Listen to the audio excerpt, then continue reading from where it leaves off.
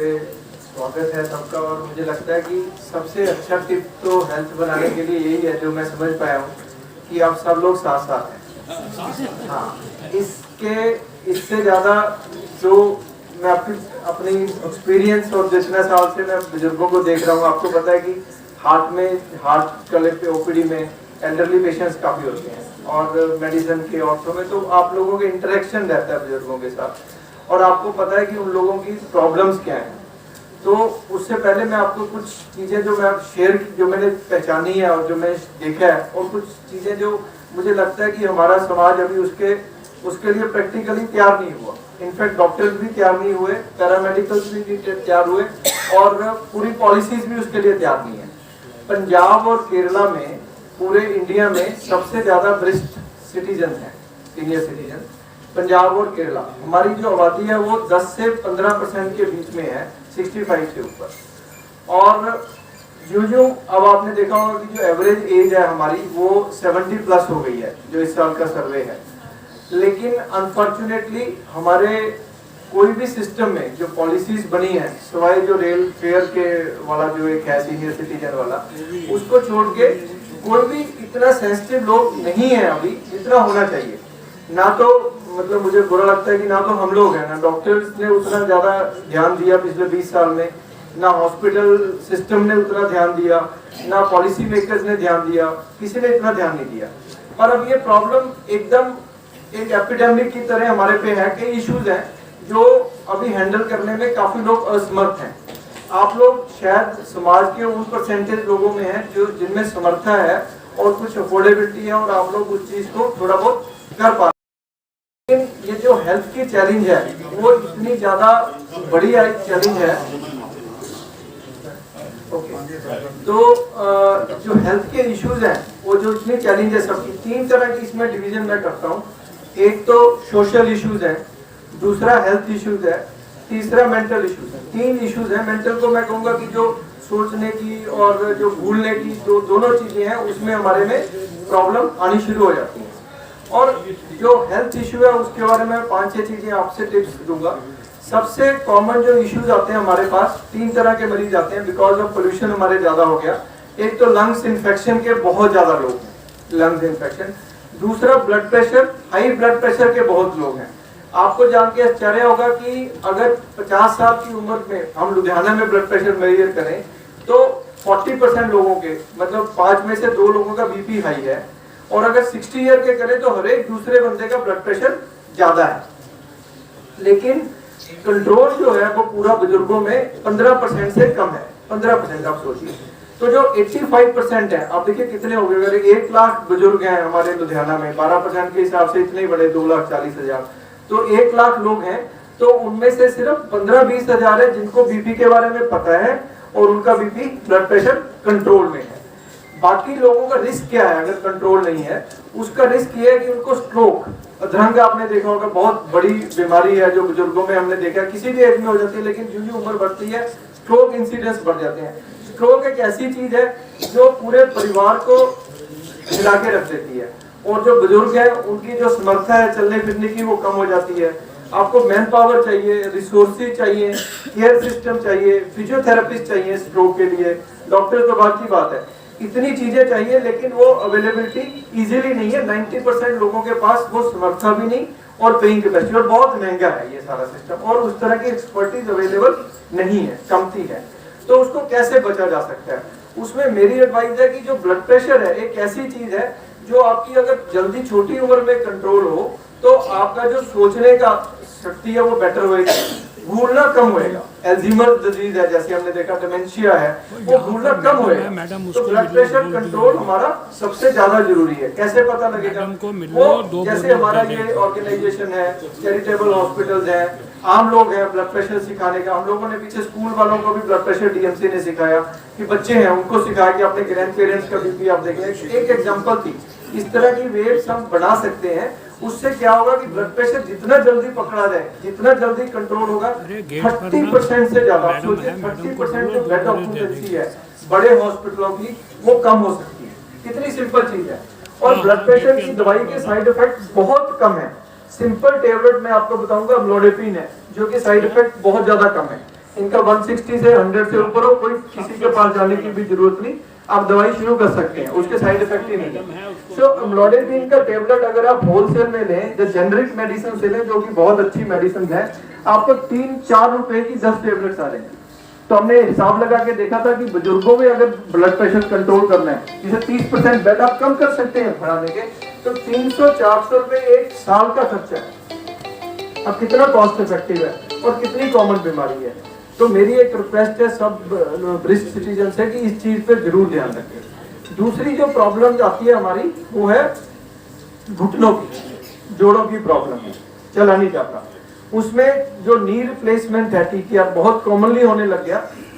ये भी है कि जो आयुष्मान स्कीम है, जो हमारी आदरणीय प्रधानमंत्री जी की स्कीम जो चल रही है इतने सालों से, उसमें टीटीआर नी रिप्लेसमेंट इंक्लूडेड है गवर्नमेंट सेक्टर में। पर आपने देखा होगा कि टीटीआर के बाद कई बीमारियां आती है, कोई भी सर्जरी है बुजुर्गों में, जब छिड़ जाता है तो बड़ी प्रॉब्लम आती है। यूरिनरी इन्फेक्शन, जो मैं बाद में डिस्कस करूंगा, क्लॉट बनना, मोबिलिटी कम होना, फिर फिजियोथेरेपी की। तो उसको प्रिवेंशन करने के लिए हमें 2-3 चीजों का ध्यान रखना है। एक तो खाने में शाम का खाना जो है वो अगर हम हल्का कर दें, सिर्फ शाम का खाना, मैंने बात भी की थी जो मेरे पास आए थे, तो उससे आपका जो हमारी जो उम्र बढ़ती है, हमारी जो पाचन शक्ति है वो कम हो जाती है। हम कितना भी कहें कि मेनू कोई फर्क नहीं पड़ता, पर फर्क पड़ता है। और जितनी हमारी कैलोरीज वेस्ट होनी चाहिए वो उतनी यूटिलाइज नहीं होती, क्योंकि हमारी एक्टिविटी कम हो जाती है। तो कुछ भी खाया हमारे को ज्यादा लगता है। और कुछ हार्मोन्स इम्बैलेंस भी होते हैं, लेडीज में भी और मेन में, दोनों में होते हैं। उससे वेट गेन ज्यादा हो जाता है। जितना वेट गेन ज्यादा होगा उतना हमारे घुटनों पे ज्यादा असर पड़ेगा, ज्यादा घिसेंगे। तो अगर हम उस चीज का ध्यान रखें पहले से, 60 के बाद अगर हम इसमें ध्यान रखना शुरू करें, तो हमारे घुटनों की जो सर्जिकल प्रोसीजर है वो कमती हो सकती है। और लेकिन अवेलेबिलिटी की बात है, अगर साइकिलिंग, अगर किसी तरीके से वो, चाहे हमारा लुधियाना साइकिलिंग इंडस्ट्री है, बट अनफॉर्चुनेटली बुजुर्गों के लिए किसी के लिए भी साइकिलिंग ट्रैक नहीं है अच्छे खासा। साइकिलिंग ट्रैक या घर में किसी तरह अगर हम घुटनों को, चलने से घुटने ज्यादा घिसते हैं, लेकिन साइकिलिंग से घुटनों के जो मसल्स हैं, जितने हम मसल स्ट्रेंथन करेंगे उतनी ज्यादा हमारी प्रॉब्लम ठीक रहेगी। चौथी, घुटनों की प्रॉब्लम क्यों आती है हमें, जो हमारे जो मसल्स होते हैं जो आसपास के, वो वीक होने शुरू हो जाते हैं। उसका कारण क्यों है, क्या है? उसका कारण है कि जो हमारा प्रोटीन इंटेक है सबका, पूरे इंडियंस का, हम सबका, डॉक्टर हर एक क्या है मैं बताऊं, जितना प्रोटीन हमें चाहिए खाने में, प्रोटीन जैसे आप कहें कि पनीर में है, सोयाबीन में है, राजमा में है, ऐसी अंडे में है जो एग्स खा सकते हैं, फुल एग, कोई येलो नहीं छोड़ना चाहिए, पूरे अंडे में है, जो फिश खा सकते हैं उनके लिए है। ये वेजिटेरियन में भी सोया टोफू है जैसे है ना, उसमें खूब सारा प्रोटीन है। अगर प्रोटीन पहले खाना शुरू कर दें, मसल स्ट्रेंथ, ये बचपन से ही अगर करें, तो आपके मसल इतने स्ट्रेंथन हो जाएंगे कि घुटनों की सर्जरी कम होएगी। आपको इंडिया में जितनी घुटनों की प्रॉब्लम है वो बाहरली कंट्री में नहीं है। उसका एक कारण हमारी लैक ऑफ एक्सरसाइज और तरीका एक्सरसाइज का गलत, साइकिलिंग कम और मसल वीकनेस ज्यादा है। तो ये हम बड़े आराम से ये अपनी लाइफ में, सोया बड़ी है जैसे हम सोया बड़ी पाउडर वो डाल सकते हैं, थोड़ा दूध बढ़ा सकते हैं। ये चीजें करने से हमारी घुटनों की, इनडायरेक्ट आपको बता रहा हूँ कि हमारी प्रॉब्लम कम हो सकती है। और तीसरी जो कॉमन चीज है वो दोनों में है, लेडीज में और जेंट्स में ज्यादा है, वो यूरिनरी इन्फेक्शन है, प्रोस्टेट और यूरिनरी इन्फेक्शन है ना, मेन में ज्यादा प्रॉब्लम है। जो एज बढ़ती है हार्मोन्स की वजह से, वो गुदूद जिसको बोलते हैं वो प्रोस्टेट है, उसे यूरिनरी इन्फेक्शन है। आपने प्रधानमंत्री जी का कल स्टेटमेंट एंटीबायोटिक्स के बारे में सुना होगा, अगर किसी ने अखबार पढ़ा हिंदी या ट्रिब्यून का, कि हमारे मिसयूज ऑफ एंटीबायोटिक्स हो रहे हैं। थोड़ी खांसी हुई, डॉक्टर, केमिस्ट, घर का बच्चा, पड़ोसी, सब आपको एंटीबायोटिक, एजिथ्राल ले ला यार, सिप्रोबिड ले लो, ऐसा करते हैं कि नहीं करते हैं? करते हैं ना। तो वो एंटीबायोटिक काम करने बंद हो गए। और जो यूरिनरी ट्रैक्ट की इन्फेक्शन है वो भी अपने आप में एक महामारी की तरह हॉस्पिटलाइजेशन करती है। अगर 200 मरीज हार्ट सेंटर में है, उसमें 10 से 15 पेशेंट ऐसे हैं जो हार्ट के साथ यूरिनरी इन्फेक्शन के साथ आए हैं और उनका सारी दवाइयां ऑलरेडी खत्म हो चुकी हैं। और एक एडमिशन कम से कम 40-50 हजार रुपए एक एवरेज हॉस्पिटल, प्राइवेट हॉस्पिटल में खर्चा करती है। लेकिन जैसे मैंने बताया कि गवर्नमेंट हॉस्पिटल या बाकी इंफ्रास्ट्रक्चर इतनी सेंसिटिव नहीं है कि उन लोगों को टैकल कर सके। तो इसको प्रिवेंशन करने के 2-3 चीजें मैं आपको बताऊंगा कि जो जिस तरह भी आपकी एजिंग चेंज होती है 55-60 के बाद, दोनों के लिए, लेडीज और जेंट्स के लिए, आदत डालें कि आपको प्रेशर ना भी आए 2-3 अगर नहीं भी आए 2-3 घंटे में आप अपना ब्लैडर जो है वो खाली करें, बाथरूम जाएं, क्लीनिनेस होनी चाहिए जहाँ पे सीट में आप बैठते हैं, और आपको क्लीनिनेस हो और प्रोस्टेट आपको प्रॉब्लम आएगी नहीं। फिर पानी खूब पिए शाम तक, रात का पानी नहीं, क्योंकि बुजुर्गों में मैंने देखा है जब रात को पानी ज्यादा पीते हैं तो आपको उठना पड़ता है, फिर वो चक्कर आके गिरना, चोट लगना, फ्रैक्चर होना, ये सब चीजों का प्रॉब्लम आती है। तो शाम तक पानी पिए। हल्दी इसमें बहुत काम करती है। और बेरीज जो है, अगर आपको, क्योंकि महंगी होती है, पर अगर जो भी कलरफुल चीज है, ब्लूबेरीज तो बहुत महंगी है, बट अगर आप बाकी हल्दी भी लें उसमें, उससे भी, और पानी ज्यादा लें, तो आपकी सर्कुलेशन फास्ट होती है। बेसिकली इन्फेक्शन क्यों होती है? क्योंकि ब्लैडर की कैपेसिटी कम हो जाती है, थिक हो जाता है, प्रोस्टेट आ जाता है, तो वहाँ पे ऑर्गेनिज्म होने के बाद इन्फेक्शन बढ़ जाती है। लेडीज में क्योंकि हार्मोनल इम्बैलेंस हो जाता है, तो क्रीम्स वगैरह होती है, गायनेकोलॉजिस्ट दे देते हैं, फिर ड्राइनेस नहीं रहती, तो फिर उससे भी इन्फेक्शन कम होती है। पर मूल मंत्र यही है कि अगर पानी शाम तक ज्यादा ले, बार बार बिना प्रेशर के भी यूरिन करें, तो आपका यूरिन ट्रैक्ट इन्फेक्शन रहेगी नहीं, तो आपके इंसिडेंट्स है वो कम होना शुरू हो जाएंगे। इस चीज का आप जरूर ध्यान रखिएगा, इससे काफी एडमिशन बढ़ जाएगी। मुझे बहुत कष्ट होता है कई बार कि हम लोगों का सर्जरी इतना अच्छा होता है, स्टेंटिंग इतना अच्छा होता है, प्रोसीजर इतना अच्छा हो जाता है, लाइफ सेविंग, लेकिन यूरिनरी ट्रैक इन्फेक्शन आपका सारा कीड़ा कराया वो उसमें डाल देता है। तो उसको अगर हम पहले से इसकी स्ट्रेंथ, कुछ योगा में भी पेरिनियल मसल की एक्सरसाइज है, जैसे आप कहते हैं, जैसे बटरफ्लाई वो कहते हैं एक्सरसाइज है, अगर वो भी सिंपल तरीके से करें तो इसके जो प्रोस्टेट है और पेरिनियल मसल वेदिक में वो स्ट्रॉन्ग हो सकते हैं। तो ये यूरिनरी ट्रैक इन्फेक्शन हम ठीक कर सकते हैं, ये बहुत इंपॉर्टेंट है। एक और चीज है वो है गिरना, चोट, फ्रैक्चर। आपने देखा होगा सर्दियों में किसी भी समय बुजुर्गों को सबसे ज्यादा एडमिशन फिर जो उसके बाद आती है वो फ्रैक्चर के साथ आती है। कोई ये जो हमारा फीमर का बोन है वो टूट जाना, उसके बाद एडमिशन हो जाना, उसके दो कारण है। एक तो हमारी गेट इम्बैलेंस होती है जो एज बढ़ती है, और दूसरा हमारी बोन्स वीक हो जाती है। बोन्स वीक करने को बचाने के लिए सिर्फ अगेन दो ही मेन है कि अगर हम दूध की क्वांटिटी, मिल्क इनटेक या लस्सी, कैल्शियम किसी तरीके से विद ग्रीन वेजिटेबल, क्योंकि उसको अब्जॉर्प्शन के लिए आपको कुछ चाहिए, जैसे आयरन के लिए चाहिए, विटामिन सी चाहिए, ऐसे अगर हम दूध अच्छा वाला, अच्छी क्वालिटी का दही वाला, कर्ड वाला जो कैल्शियम है, अगर वो हम लेते हैं तो हमारा कैल्शियम जो है वो पूरा हो जाता है। जो एग खाते हैं, अगर वो दिन में 1 या 2 अंडे खाते हैं तो वो आपके प्रोटीन और एग्स आपके कंप्लीट पूरे कर देते हैं आपके न्यूट्रिशन में, तो उसकी आपकी बोन स्ट्रेंथन लेगी। हाइड्रेशन, ग्रीन वेजिटेबल, ये बोन्स की सेहत के लिए अच्छा है। और कुछ ना कुछ मसल, जैसे मैंने बोला प्रोटीन, अगर मसल ही वीक है तो बोन को स्ट्रेंथ नहीं मिलेगी। तो अगर दोनों चीजें करेंगे तो फ्रैक्चर कम हो सकते हैं। दूसरा आप कर सकते हैं कि जैसे आपके घर में आप सोते हैं तो डिम लाइट, कोई ना कोई लाइट आपके अगर जल रही है, तो मैंने देखा बुजुर्गों जब एज होती है तो इंस्टेबिलिटी ज्यादा होती है, तो गिरने के चांसेस थोड़े बढ़ जाते हैं। अगर लाइट होती है तो फॉल के चांस कम होते हैं, ये हम लोगों ने देखा और साइंस भी बताती है।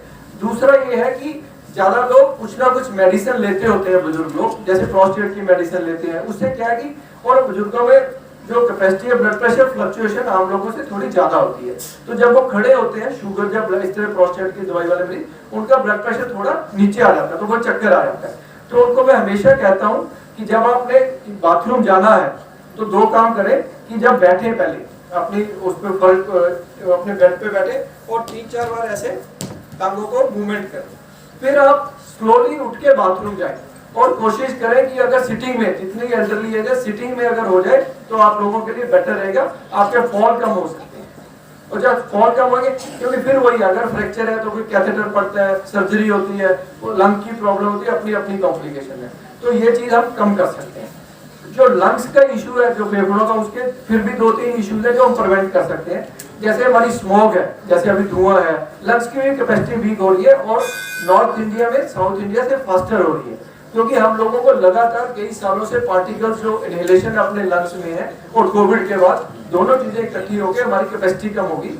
और जैसी सीजनल चेंज होती है तो इन्फेक्शन कोई ना कोई वायरल हमें लेके बैठ जाते हैं, तो फिर हम वो एंटीबायोटिक शुरू करते हैं, फिर हॉस्पिटलाइजेशन शुरू हो जाती है। उसको बचने का एक तरीका है, थोड़ा महंगा है, कुछ कंट्रीज में और इंडिया में भी 65 अगर 70 साल 65 साल की एज के बाद कुछ वैक्सीनेशन है जो सेफ है, इन्फ्लुएंजा वैक्सीनेशन है। अगर आपको आपके इंश्योरेंस से, कोई हॉस्पिटल से आपको अवेलेबल है, वो एक ईयरली लगती है और एक 5 साल बाद, उससे आपको काफी जो डिस्टेंस है वो बेटर हो सकती है और ठीक रह सकती है। मास्क अगर आप सैर करना चाहते हैं तो आप धूप में सैर करें उस समय, क्योंकि सुबह इतनी ज्यादा स्मोक और पार्टिकल्स होते हैं, हमारे नेल हो जाते हैं, फिर हमें हॉस्पिटलाइजेशन की जरूरत पड़ती है। मास्क अगर लगाने की आदत पड़ जाए तो बहुत अच्छा। पहले देखो आप मास्क लगाते थे कोविड के समय, हमारी इन्फेक्शन हॉस्पिटलाइजेशन रेट काफी कम हो गई थी इन चीजों से। अगर वो करें धूप में, उन दोनों चीजों से हमारी जो कैपेसिटी है बेटर होगी। जो इम्यूनिटी है उसके लिए तीन चार फूड्स हैं, वो मैं आपको बता सकता हूँ जिससे हमारी रेजिस्टेंस बेटर होगी, जो एविडेंस बेस्ड है। मैं आपको कोई व्हाट्सएप वाला नहीं बताना चाहता। जैसे हल्दी में बहुत स्ट्रेंथ है, सीजन चेंज होने में अदरक में बहुत ज्यादा बेनिफिट है। आंवला, अगर किडनी की प्रॉब्लम नहीं है, अगर एक आंवला खाते हो तो आपकी सारी चीजें पूरी हो जाती हैं। जो एग खाते हैं उनके लिए अंडे से काफी इम्यूनिटी बेटर होती है। पालक, पालक में सबसे ज्यादा एंटी इंफ्लेमेटरी है। कुछ ऐसे फूड्स हैं जो जोड़ों की पेन को भी कम कर सकते हैं, पेट की इन्फ्लेमेशन को कम कर सकते हैं। अगर हम अपने खाने में वो यूज कर लें तो उससे आपको कई मेडिसिन नहीं लेनी पड़ेगी। और जैसे आपके कर्ड है, जो अगर आप दही खाते हैं अपने दिन में तो आपको दूसरी प्रॉब्लम नहीं होगी। और एक लास्ट में डिस्कस करूंगा, फिर मैं अगर आपके पास टाइम है तो मैं क्वेश्चन आंसर ले सकता हूँ। वो है कि आपकी कॉन्स्टिपेशन, कब्जे की प्रॉब्लम, कि ये बड़ी कॉमन प्रॉब्लम है, क्रॉनिक प्रॉब्लम है कि कॉन्स्टिपेशन, भैया मेरे को कॉन्स्टिपेशन है, मैं क्या लूं। तो उसके लिए जितने फाइबर्स डाइट है, फाइबर माने कि दोनों तरह के फाइबर होते हैं, सोलुबल और इनसोलुबल फाइबर, वो अगर हम अपने खाने में ज्यादा कर लें, जो सैलड दोपहर के समय, रात को नहीं खाइएगा, फिर गैस बनती रहेगी आपको। और कोशिश करें उसको, जो वेजिटेबल्स आप लेते हैं, कई बार कच्ची एज के हिसाब से आप हैंडल नहीं कर पाते, वो पेट पाचन क्रिया खत्म हो जाती है। पर बॉइल थोड़ा स्टीम देके अगर आप लेंगे तो आपको जो कॉन्स्टिपेशन है वो कमती होगी। और वो अपनी आदत डालें, और पानी, कोसा पानी पीने से भी कॉन्स्टिपेशन कम होती है। लेकिन ये आदत आपको 65 पे डालनी चाहिए, 60-65 पे, ताकि 75 पे फिर इतना सिस्टम वीक होना शुरू हो जाता है। आप इतना इसबगोल, क्रीमाफिन, पता नहीं क्या क्या लेते हैं, डल्कोलेक्स, पोस्टली, तो फिर उससे बचाव सकते हैं। मेरा सिर्फ यही रिक्वेस्ट है कि हमें 4 लोगों को सोचना चाहिए। हमारी सबसे important political will, policy matters, फिर जितने हमारे हॉस्पिटल्स के संचालक हैं, नया हॉस्पिटल बना रहे हैं साहब इधर ये लोग, तो इन लोगों को, बुजुर्गों के लिए एक स्पेशल रो होनी चाहिए, उनको वेटिंग टाइम कम होना चाहिए, क्योंकि वेटिंग के समय ही यूरिनरी इन्फेक्शन होगी। गुप्ता जी कह रहे हैं कि देखो डॉक्टर साहब की वेट मुझे करनी पड़ती है 4 बजे, पर उसका मैंने 4 घंटे, तो मैंने उसका तरीका हमने हार्ट सेंटर में निकाला है। हमने सैटरडे का डे, मैंने सोचा कि उससे पहले हम करके दिखाएं। शनिवार का दिन हमने 12 बजे से लेके 5 बजे तक सिर्फ 75 वाले लोगों के लिए कर रखा है, तो उससे उनकी वेटिंग बहुत कम होगी।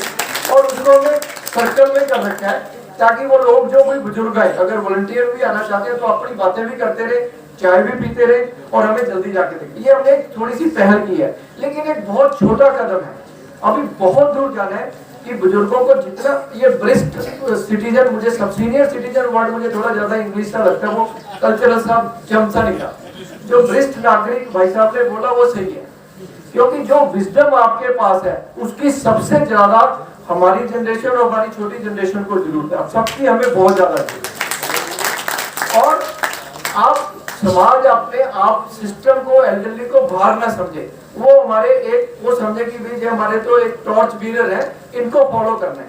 क्योंकि कितनी आप किताबें पढ़ लो, कुछ भी पढ़ लो, मैंने इतने साल से यही देखा अपनी प्रैक्टिस में, जो विजडम आपको सिखाता है, जो एल्डरली बंदा आपको सिखा के जाता है, वो कोई नहीं सिखा के जाता। तो इन शब्दों के साथ मैं आज इनको ब्रीफ करता हूँ। कोई क्वेश्चन आंसर होगा तो थैंक यू।